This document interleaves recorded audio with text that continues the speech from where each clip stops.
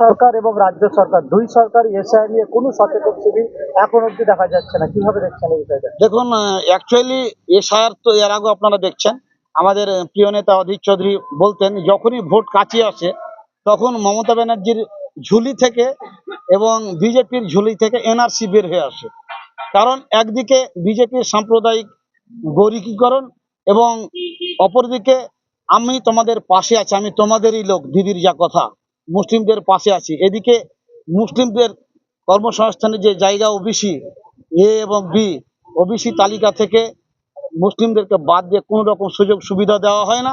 ইমাম ভাতা কিসের টাকাতে দেয় আমরা এখনো অন্ধকারে রয়েছি। মুসলিম সমাজকে শিক্ষাগতভাবে দিনের পর দিন পিছিয়ে রাখছে। কোনো মাদ্রাসা নতুনভাবে তৈরি করেননি।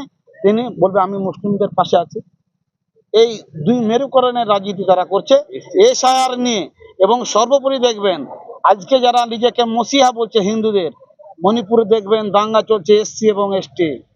মধ্যপ্রদেশে দেখছেন যেখানে মুসলিম আছে সেখানে হিন্দু মুসলিমের রাজনীতি, কিন্তু যেখানে মুসলিম নেই তখন বলছে আমরা উচ্চবর্ণ, তোমরা নিম্নবর্ণ।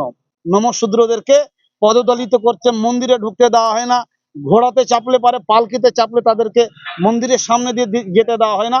এটাই বিজেপির গৌরীকরণ। এরা ভারতীয় যারা এই ঠাকুর সম্প্রদায়ের মানুষ আছে তারা বেশিরভাগই পারস্য থেকে এসছে। তারা এখানে আমাদের ভারতীয় যারা নাগরিক আদিবাসী যারা আমাদের উপরে ছড়ি ঘোরার চেষ্টা করছে। অষ্টাদশ শতকে আপনারা ইতিহাসে পড়ে থাকবেন ধর্মীয় প্রতিবাদী আন্দোলন তৈরি হয়েছিল।